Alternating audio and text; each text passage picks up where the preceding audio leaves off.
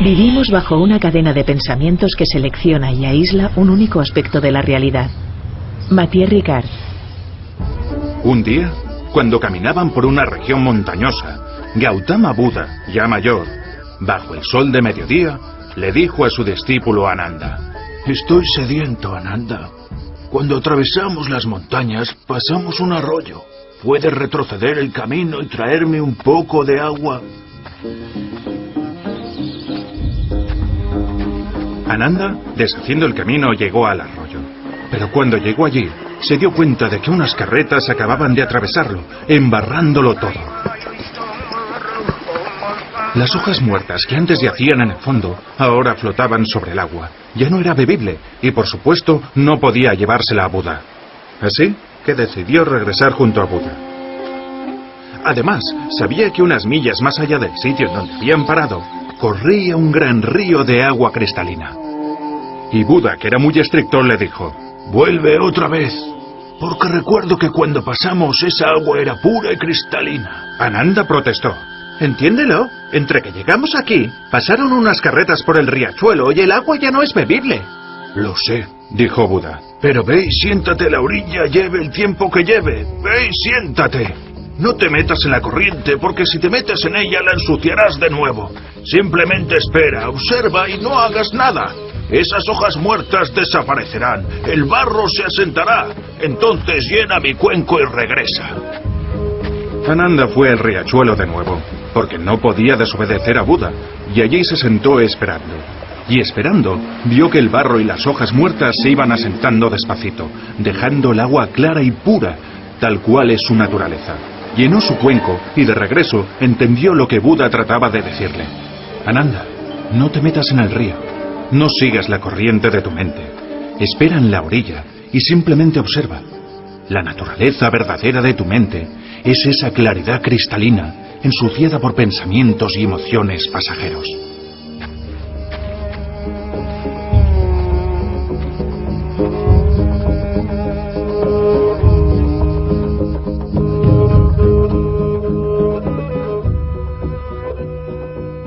Hoy Redes se acerca al estudio de la compasión desde el lado de la ciencia, por una parte, y desde el lado de la contemplación tan ejercitada por los budistas, por los monjes budistas que llevan siglos utilizando esta técnica de la meditación. Y lo hacemos de la mano de un gran biólogo molecular que al mismo tiempo es monje budista. Es y lo ha sido durante los últimos 40 años. Me refiero a Mathieu Ricard. Mathieu Ricard es hoy el parangón de la meditación, tanto como de la búsqueda de nuevas materias con las que completar nuestro instrumental para gestionar las emociones. Y en lo que él ahonda y en lo que él ha buscado descubrir qué podemos aportar de nuevo es sobre todo en la compasión y en la gestión de las emociones, en donde habíamos pecado definitivamente del lado más competitivo y egoísta del género humano. Según Mathieu Ricard, la felicidad no es una sucesión interminable de placeres que terminan por agotamiento, sino una forma de ser. Y si es así, ¿no deberían nuestros hijos aprender en el colegio a ser felices y también a ser buenos? ¿No es acaso lo que desea cualquier madre o padre de hoy en día? Para permitir aflorar la compasión y la naturaleza buena que todo ser humano lleva dentro, la ciencia está descubriendo los beneficios de la meditación. Aprender a meditar puede ayudarnos a convivir con una mente más clara y más hábil a la hora de lidiar con las emociones negativas y fomentar las emociones positivas.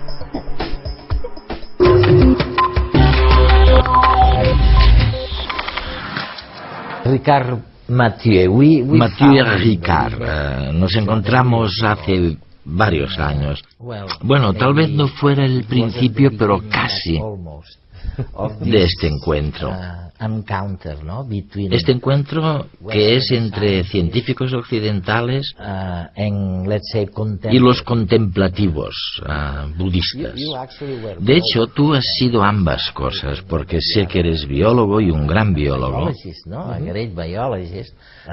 pero a la vez cuentas con una larguísima experiencia como budista contemplativo. ¿Hemos obtenido alguna cosa de esta mezcla de dos fuentes de la cultura?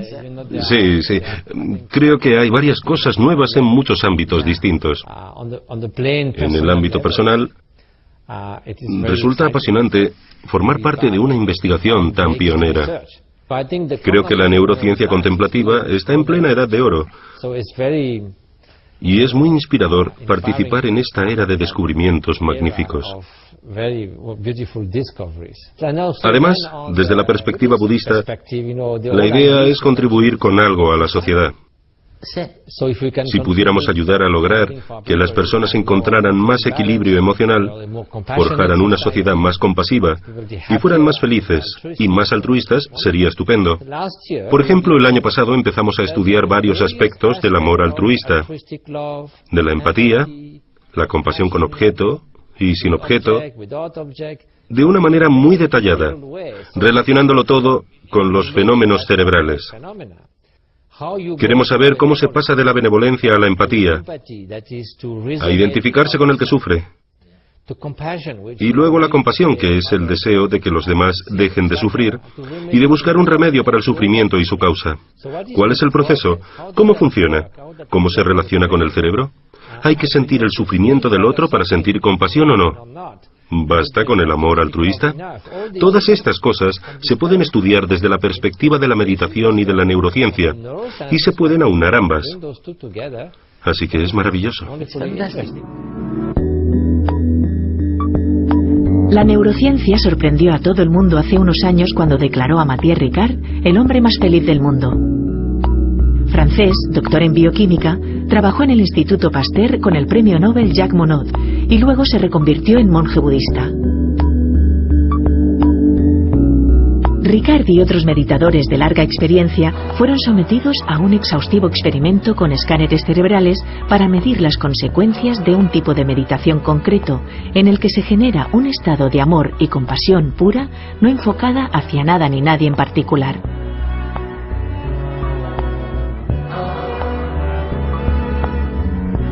Los resultados mostraron niveles por encima de lo conocido hasta entonces de emoción positiva en el córtex prefrontal izquierdo del cerebro, mientras que la actividad del lóbulo derecho, justo en el área relacionada con la depresión, disminuía, como si la compasión fuera un buen antídoto contra la depresión. Y también disminuía la actividad de la amígdala, relacionada con el miedo y la ira. Otros estudios similares han demostrado que el nivel de atención de estos meditadores es mucho mayor que el del resto de población y pueden mantenerlo durante más tiempo. Pero, ¿qué ocurre con los meditadores novatos? ¿Hay algún beneficio para ellos? Para comprobarlo, un grupo de empleados de una empresa realizaron 30 minutos diarios de meditación durante 3 meses. A lo largo del estudio, los empleados reportaron un descenso en sus niveles de ansiedad y se pudo ver que se incrementaba la actividad de su córtex prefrontal izquierdo, es decir, sus emociones positivas. No desesperen. No es necesario meterse a monje ni perderse en una cueva de los Himalayas. Un poco de disciplina es suficiente para lograr cierto control mental y mejorar el nivel de felicidad en su vida. Es fantástico porque estas dos fuerzas que se unen tenían una idea muy diferente de lo que somos. Para gran parte de la ciencia occidental, el ser humano es intrínsecamente malo. Lo que hay es un culto al egoísmo. Eso es. Y me parece muy extraño, porque no encaja con los datos científicos, sino que se trata de una especie de distorsión a priori. Podemos verlo en la economía y en algunos aspectos de la evolución. Y también en algunos aspectos de la psicología hay toda una escuela filosófica llamada egoísmo psicológico, e incluso algo denominado egoísmo ético, que postula que somos egoístas y que eso está bien, que debemos serlo, que por qué preocuparnos, Hay que sobrevivir. que por qué sentirnos culpables si no ayudamos a los demás. Me parece la receta perfecta para llegar a la catástrofe completa. Por no hablar de que es profundamente engañoso, porque presupone que cualquier conducta o motivación que parece altruista tiene siempre detrás una motivación egoísta. Una motivación subyacente, ¿no? Y se convierte en una especie de dogma. Además, en el psicoanálisis, prácticamente todo lo que hacemos está motivado por el yo. Si intenta ser bueno, es a costa de algo. Vamos, que no es demasiado bueno para tu estado mental. Esta negación del lado bueno de la naturaleza humana me parece terrible. Y es que cualquiera con sentido común vería que los datos sociológicos demuestran que el altruismo verdadero existe. Por supuesto que también somos egoístas a veces, y que hay personas más egoístas que altruistas, pero decir que el altruismo auténtico no existe es una tontería. Y sin embargo, muchos biólogos amigos míos han mantenido durante muchísimos años que no querían ni oír hablar del altruismo. No, pero mira los datos. Por ejemplo, las personas que rescataron familias en épocas de opresión, como con los judíos durante la ocupación nazi, hubo familias que intentaron protegerlos, que los escondieron en su casa. No eran parientes suyos, no pertenecían a la misma religión o al mismo acervo genético. Eran absolutos desconocidos y no podían esperar nada a cambio. Asumían riesgos enormes para sí mismos y para sus familias. ¿Cómo hablar ahí del gen egoísta? Ellos te dirán, por supuesto que tuvimos que hacerlo.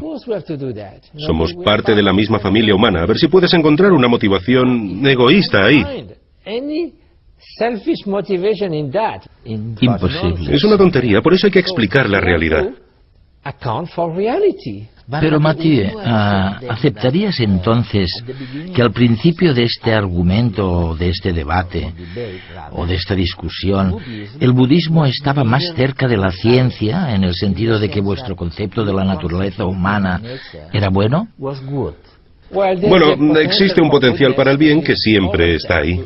Eso es. Es como si un pedacito de oro cayera en el fango y se quedara ahí mucho tiempo. Seguiría siendo oro y se podría pulir y limpiar luego. En cambio, si fuera un trozo de caliza, ya podrías pulirlo durante 100 años que seguiría sin convertirse en oro. Esto no es ingenuo. No es otro tipo de dogma. Se basa en la comprensión de cómo funciona la conciencia. En el budismo lo llamamos el aspecto luminoso de la mente. Evidentemente, es solo una metáfora. La mente no brilla en la oscuridad, pero ¿por qué hablamos de luz? Pues porque es como una antorcha con la que se enfocan varias cosas. La luz no se ve modificada por lo que ilumina. Si ilumina un montón de basura, no se vuelve sucia. Si ilumina un montón de oro, no se vuelve más cara. La naturaleza básica de la conciencia permite muchos contenidos distintos: el odio, el amor, los celos, el júbilo, todo. Pero la conciencia es la misma. Son conceptos mentales que se deben a muchas causas y condiciones, pero la naturaleza fundamental de la conciencia no está determinada. Tiene el potencial de ir en cualquier dirección. La idea es que, incluso de un modo experimental, si miramos la mente, la conciencia básica está detrás de cada pensamiento, de cada emoción. Siempre está ahí, y no está condicionada. Somos conscientes, y eso permite la transformación de la mente.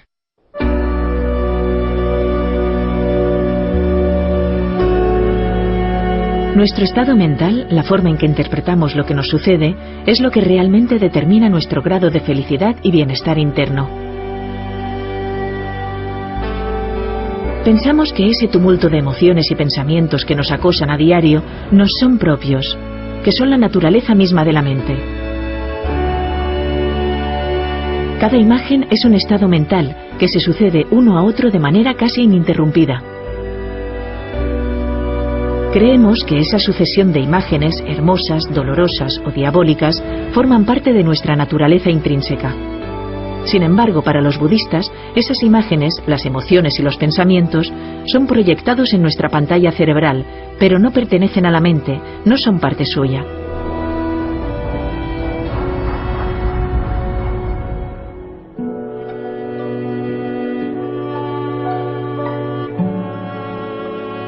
Los meditadores son capaces de percibir y enfocar su atención en lo que hay detrás del flujo continuo de pensamiento, es decir, a la claridad de la pantalla. A esto lo denominan el aspecto luminoso de la mente o conciencia pura, en donde yace la capacidad de conocer. Subestimamos la capacidad que tenemos de transformar nuestra mente.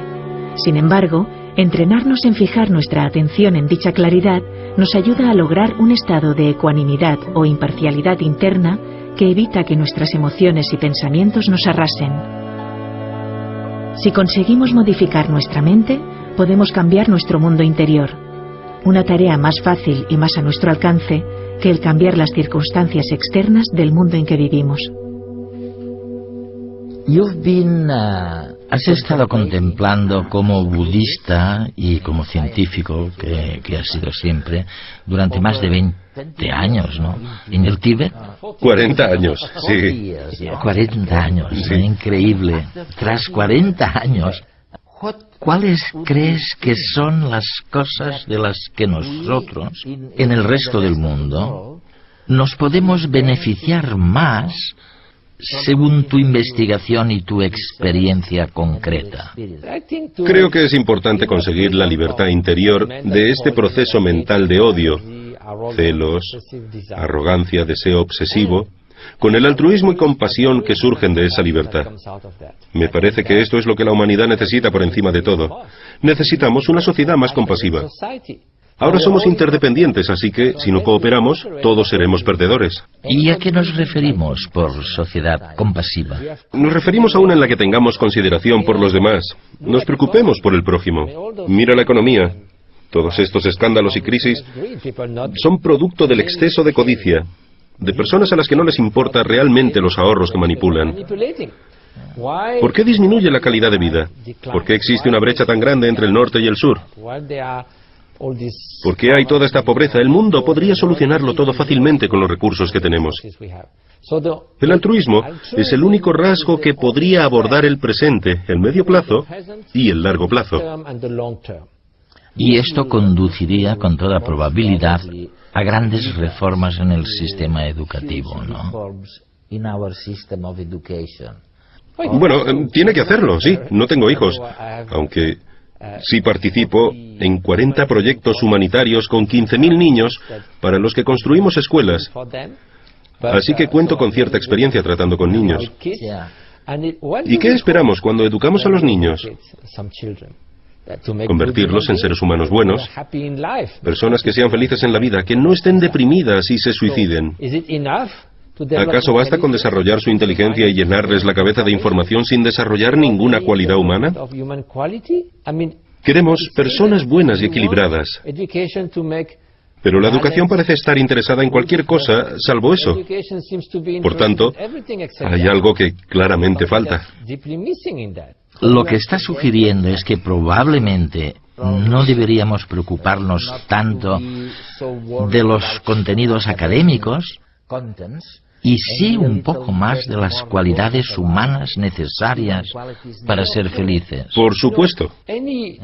Solamente estamos cultivando herramientas. La inteligencia es una herramienta, la información es una herramienta. Y una herramienta se puede utilizar de un modo constructivo, de un modo destructivo, o se puede desaprovechar. Se puede usar un martillo para construir una casa, para destruirla, o bien se puede desperdiciar el martillo dejándolo en un cajón y no utilizándolo nunca. Así que una herramienta por sí misma, sin una intención, sin una actitud, sin un valor, no es absolutamente nada.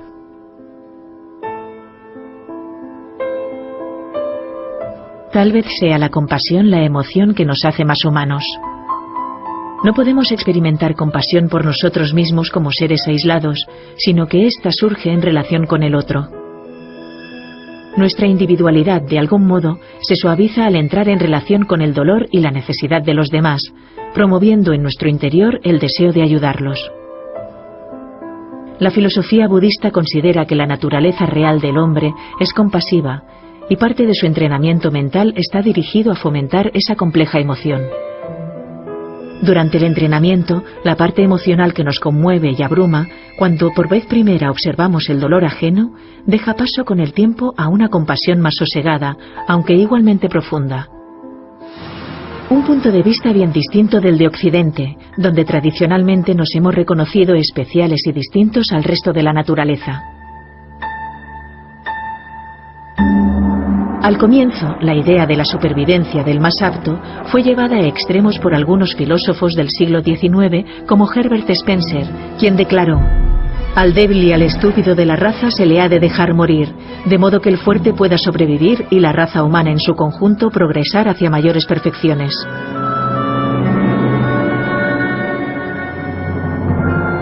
Afortunadamente, pronto se retomó el sentido común.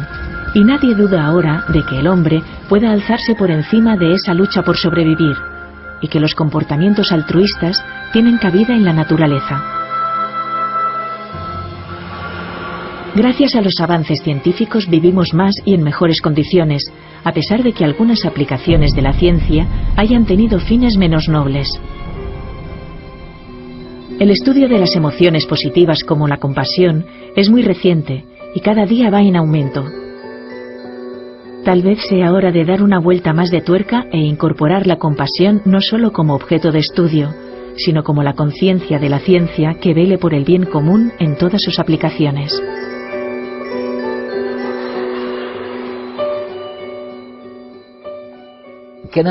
¿Te puedo pedir un consejo? Sí, claro. Sé que uno de los grandes descubrimientos de la contemplación, del budismo, ha sido justamente perfeccionar la atención, la primera fase del conocimiento, por así decirlo, para concentrarse en algo. ¿Cómo puedo mejorar mi proceso de atención? Es cierto, porque incluso si uno quiere cultivar el altruismo, con la mente siempre distraída, no podrá cultivar nada. La mente se dispersa aquí y allá. Incluso si estamos sentados, nuestra mente puede ser como la de un mono inquieto. Un mono inquieto que va de un lado a otro. Las neuronas se ponen a hablar entre sí, a cotillear. Eso es. Y en realidad necesitamos una mente un poco más calmada, con más claridad y más estabilidad. Si no es así, no podremos hacer nada. En caso contrario, es como si tuviéramos un martillo, pero nos temblara la mano todo el rato. Por eso es necesario, de alguna manera, utilizar un objeto de concentración para estabilizar la mente. Te puedes concentrar en cualquier cosa, un objeto, una flor, una imagen mental, pero resulta bastante útil concentrarse en la respiración. ¿Por qué? Pues imagina que te dijera que te concentraras en una luz roja centelleante. Podrías quedarte mirándola, pero tu mente seguiría deambulando. Mientras que, si te concentras en la respiración, no puedes verla. Es muy sutil. Y si dejas de concentrarte, es como si lo perdieras. Así que fácilmente puedes ver si te distraes o no. Ya veo. Con la respiración solamente ves la sensación. Cuando respiras por la nariz tienes una ligera sensación en los orificios nasales. Y se trata de quedarse sentado tranquilamente, pensar en respirar por la nariz y luego notar la sensación del aire que sale y entra. Así. Unas 21 veces, o unos 10 minutos. Hacerlo permite calmar la mente. Muchas personas te dirán, no, yo no valgo para eso. Tras 3 minutos mi mente está completamente distraída. Es normal, no es culpa de la meditación, es porque la mente no está entrenada. Y si no perseveras, nunca aprenderás nada. Así que, en lugar de tener remordimientos o sentirte culpable con ideas como, yo no valgo para esto, o cosas así, que al final no dejan de ser más distracción, en cuanto descubras que te has distraído, no pasa nada. Tienes que volver a la respiración. Luego, si lo haces durante un rato y lo repites regularmente, verás que la mente se calma, se vuelve más clara y que puedes utilizar esta mente un poco más flexible para cultivar el altruismo, la compasión o lo que quieras. Con la meditación o sin ella, vamos a tener que aprender aquellas materias o habilidades nuevas que no nos han prodigado los sistemas educativos hasta ahora, que son absolutamente necesarias para tener una visión un poco más correcta, menos egoísta, más compasiva del mundo y de nuestras relaciones humanas. Mathieu Ricard se ha referido sobre todo a temas como el de la focalización de la atención, el saber trabajar en equipo de manera cooperativa en lugar de solo competitiva, el solucionar conflictos de manera mucho más innovadora y, en definitiva, de mirar a la naturaleza con mayor transparencia, con mayor claridad. Es igual que el deportista que ha entrenado su cuerpo para hacer determinadas cosas. De la misma manera, nosotros tenemos que entrenar la mente para conseguir los objetivos que nos proponemos. Además de meditar sobre la compasión, hemos de llevarla a la acción. Mathieu Ricard.